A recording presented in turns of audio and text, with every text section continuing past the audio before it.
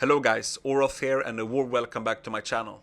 In today's video I'm going to show you an updated version of my Crusader dummy build because I've been able to perfect it even more thanks to the new legendary gems, but on top of that I was also able to find the new pants, and the new pants allowed me to switch out the sacred chains that I was using in the previous version, and now I use Holy Banner instead.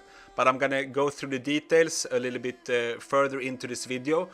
But before we begin, I urge you to please subscribe to my channel if you think I deserve it and you haven't done so already. If we reach 10,000 subscribers, my girlfriend has promised me that she will do something really special for me, and I really look forward to see what that is. And there was also someone in the comments that asked for a girlfriend reveal, and I'm gonna try to get her on the channel. I don't know if you guys are quite ready for it yet, but I will do my best. So if we reach 10,000 subscribers, it might happen. But anyways, with that being said, let's move on and let's start by taking a look at the skills. And of course, at the end of this video, we're also going to take a look at the dummy round. But first, let us go through all of the details. We're going to take a look at all of the skills, then we're going to take a look at the set pieces, we're going to look at the essences, the legendary gems, we're going to look at the Paragon and the Warband settings, and then we will also do a very deep dive into my stats, where I will summarize all of the stats I have on my character that will affect my damage output. So if you want to fully unleash the power of this build, you have to study the entire video and look at the details. It's not enough to only copy the essences or just to copy the legendary gems. You have to focus on every detail of your build. But with that being said, let's move on, and here comes the skills. As primary attack I use Sacred Fire, in the first skill slot I use Condemn, in the second skill slot I use Shield Glare, in the third skill slot I use Judgment, and in the fourth and final skill slot I use Holy Banner. And if we continue, we can take a look at my set pieces. I use 2 pieces of V2 Search, I use 2 pieces of Baron, and I also use 4 pieces of Agmet. Let's take a look at the essences as well, one by one, and it's very similar to my previous version, but I've done some slight alterations. So first of all, in the helmet slot I use Gaze of Wrath, and what it says is that Shield Glare will now turn into a burn effect. So whenever I deal damage with Shield Glare, I will also apply a burn effect, so it works very well for this build. In the chest slot I use Heart of Grandeur, and what it does is that whenever I use Condemn, there will be an AoE effect around me that will deal damage, so it looks like this, you can see.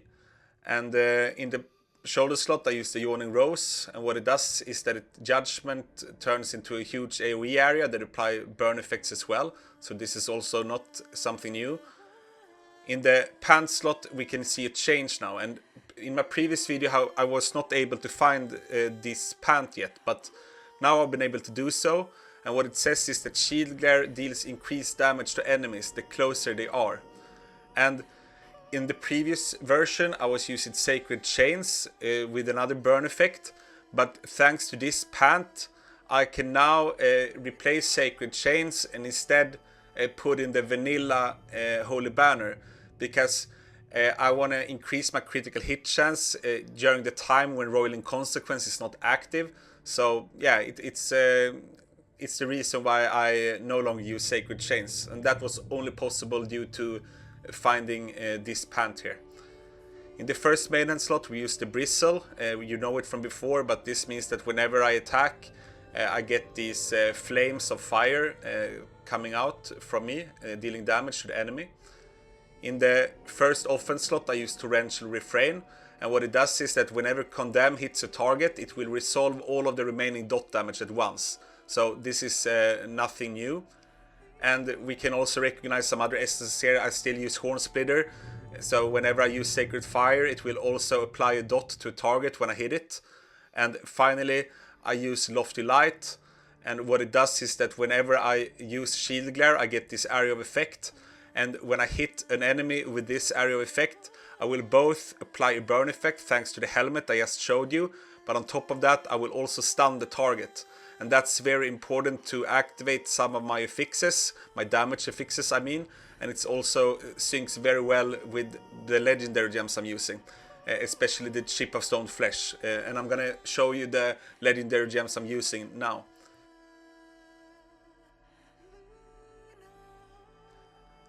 So in the first slot I use Bloodsoaked Jade. This is just for some extra damage.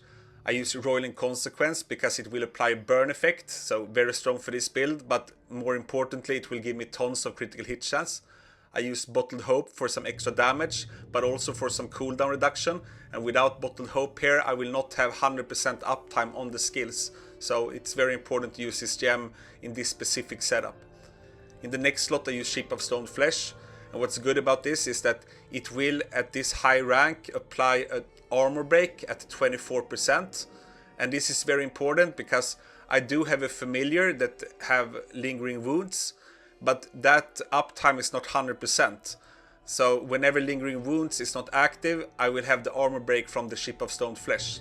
And what's good about it is that the Ship of Stone Flesh will never go away. So now if I use Shield Glare, you can see that as long as the stun is on, the Ship of Stone Flesh will also be active.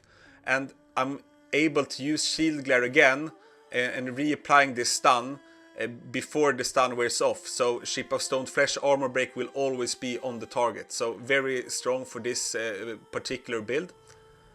If we continue, I use the new gem Colossus Engine, and I only have it at rank 6. So here is some room for improvement, and of course I say only here, but you get my point.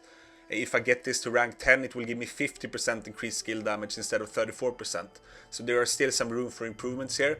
But what is really nice with this gem is that it gives me a high buff that affects a lot of the damage in this build, because most of the damage is skill damage. And I showed you in a previous video that it's always good to have a very strong buff active while other strong buffs are active. So most of buffs are active every 20 seconds, like Roiling Consequence, Bottled Hope, the familiar armor break, the Colossus Engine, etc, etc. And it's better to have very high buff during the duration while all the buffs are active, compared to have an average buff like 24% from Pain Clasp that is active all the time.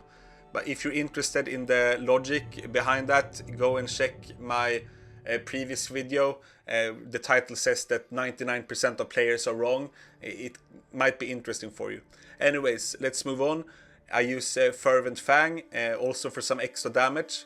I use Misery Elixir, and this is very important for this build because it gives me an extra harmful effect duration. So whenever I use Torrential Refrain and Resolute Dots, there will be more ticks of damage happening at once thanks to this gem. And finally, I also use the new 2-star gem, Spectre Glass. And it's amazing for all classes and all builds, but especially for the Crusader here, since I have so much harmful effect duration. This also works very well against sustained targets like the target dummy or in Gauntlet, for example. So I really like this 2-star gem. It's probably one of my favorite gems in the game. If you don't have all of the gems I have here, you can switch in Berserker's Eye, you can switch in Pain Clasp, and there are also a lot of other options that are viable, and you will still deal tons of damage. And you don't have to get your gems to super high ranks like I have. Even at rank 4+, you will start to see a lot of damage output. So feel free to try this build out at the dummy yourself, and I'm quite sure you will have great result. Of course, let us also take a quick look at the Paragon I'm using, and I use the Slinger category. So here at the bottom left I use Superiority and Bloodthirst, and on the top here I use Unseen Dynamism, Gifted and Uncanny. And for the extra effect here I use Death's Release, but it's not really important.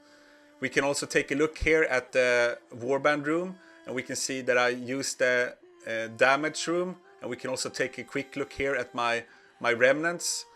I have Typhorus and I have Color Brutus. I have all of the blue remnants, and I also have Arrowhead of Precision. So I have a very strong attacker Warband room. We can also take a quick look at the cursed effects I'm using. For this setup I use 6 pieces of Lashed, because this will trigger quite often and deal some continuous damage. And on top of that I also use 2 pieces with Atrophied. And of course this is optional, and the cursed effects overall will not have that much impact, so feel free to try different versions here. Let's also take a look at all of the stats on my character, and we can start by looking at the base stats. With this setup in the dummy run that we will soon see, I have a resonance of 6866, and it's important to note here is that resonance itself is not a great source to increase your damage output, but I just wanted to put it here for you anyways, so that you can see my entire setup that affects my build. With this resonance and what I currently have on, my base damage is 45,535. And once again here, I also have to mention that the base damage that you see on your attribute screen is not important. Because if I would raise my resonance even further, I would increase my base damage, but I would actually lower my total damage output. And if you're interested to see how the damage formula works, I urge you to watch part 1 of my free-to-play series. I call it the Ultimate DPS Guide 2.0, and yeah, you can find it on my channel, and there I will explain everything in detail. I also wanted to show you here my armor penetration and my potency. And my armor penetration is at 5,688, and my potency is at 5,192. But important to note here is that the bonuses you get from secondaries are diminishing. So after a certain point, it doesn't really matter how much you put into it. And in my case, I am well above the threshold. So even if I would lower my secondaries here, I would still deal the same amount of damage. And this is a common misconception. I often see that people say that someone only makes a lot of damage because they have high resonance and high secondaries. But this is not true, especially not in PvE.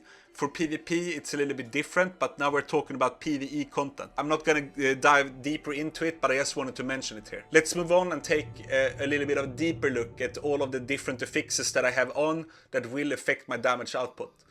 First of all, I have attack speed, and we can see here that I have divided the gains in different categories. The magical attributes is, it's what I get from the magical attributes on my legendary items and my set pieces. I have the reforges, I also have resonance effects, and those are effects that I get from putting gems inside of awakened legendary gems. I have some runes, I have some familiar bonuses from the traits, and I also have some minor bonuses from my Warband remnants. Yes, we can see that my total attack speed is 26%. We can see that my total critical hit chance is 37%, and of course on top of this we also have the base critical hit chance of 3%. You can see that my skill damage is 19%. You can see that my critical hit damage is 41%, but here I also have to add that I get the critical hit damage bonus from armor penetration that is not listed here, and the cap on critical hit damage is 100%. So with this setup I managed to reach around 99%. So yeah, I could add one more percentage point somewhere to cap it, but yeah, it doesn't make any difference at all almost. And yeah, I mean, it's quite easy to cap critical hit damage nowadays. So make sure when you build your character that you don't overdo it. Because before it was a little bit more difficult. And then the recommendation was to get critical hit damage and critical hit chance on every legendary item that can have it. But now, since you can also get critical hit damage from other sources like familiars, and from runes, it's a lot easier to cap it. So if you overdo it, you will not gain any extra damage. So make sure to calculate the critical hit damage that you receive from all of your affixes listed here, and then you also add on top of that the bonus you get from armor penetration. And if that value goes over 100%, then you can lower your critical hit damage somewhere and put in another stat instead, when enchanting, for example. So just a quick recommendation here.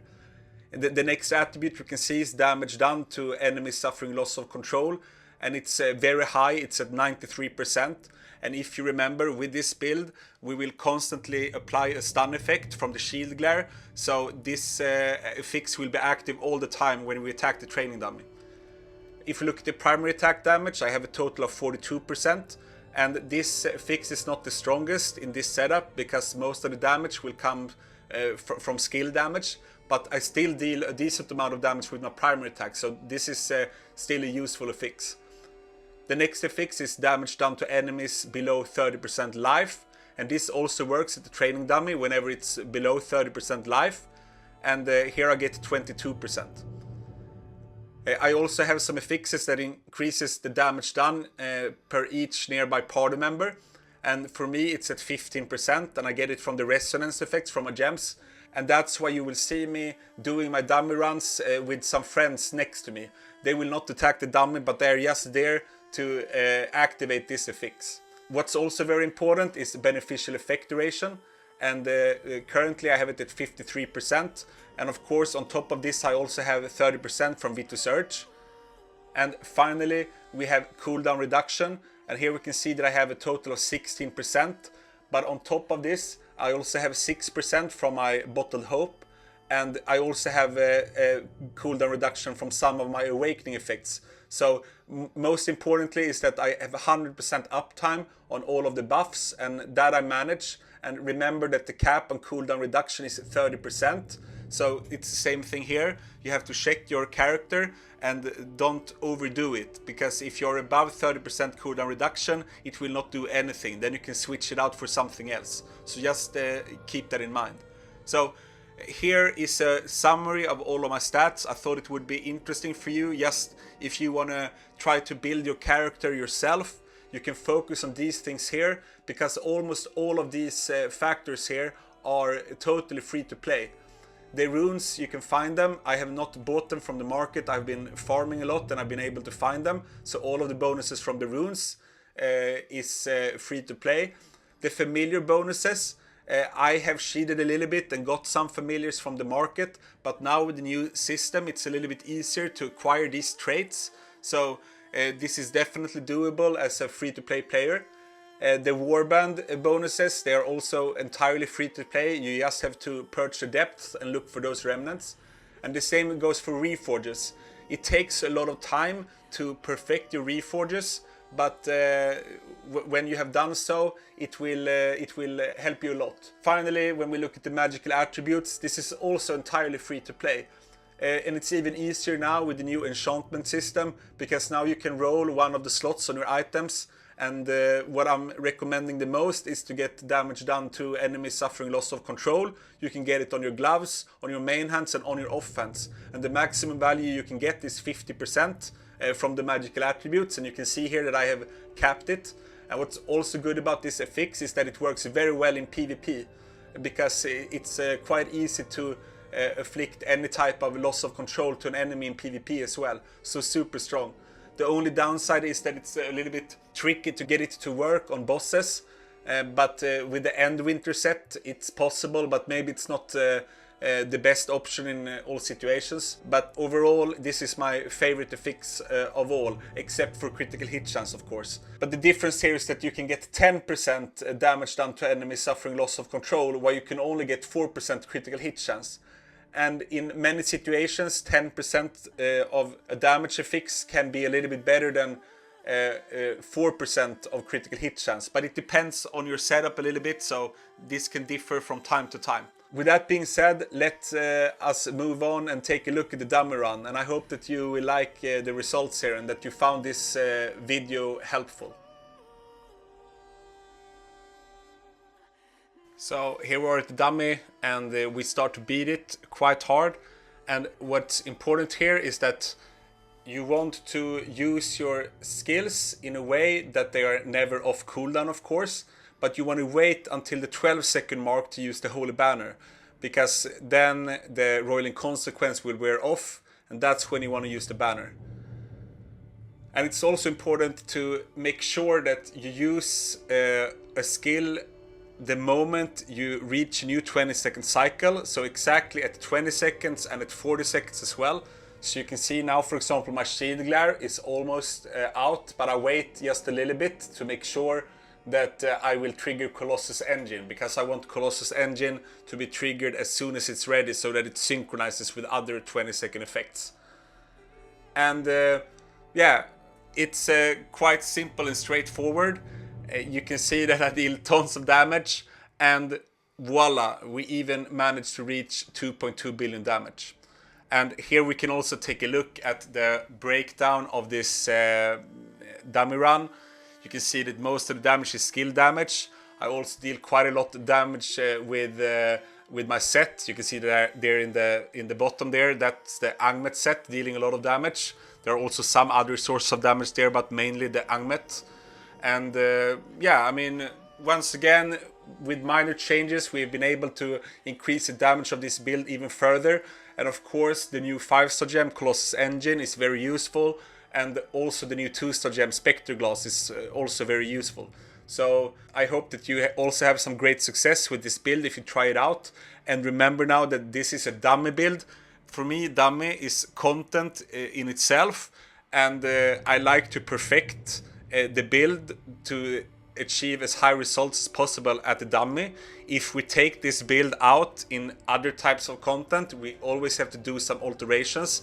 But I believe that dummy science and being able to come up with new archetypes that performs well at the dummy, they can lay the groundwork for new ideas that you can bring with you into other places in the Sanctuary, in Diablo Immortal. So with that being said, I want to wish you a very nice day or a very nice evening wherever you are. And of course, to all of my clan members in Nyx, I would also like to say Voruk Nyx, Sholak Sol. So bye bye! If a boy or if a girl, subscribe to Boros channel. let him take you to his world. Subscribe to Boros channel. The best choice you will ever make. Subscribe to Boros channel.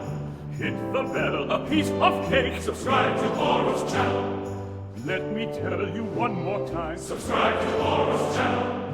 All the answers you will find. Subscribe to Boros channel.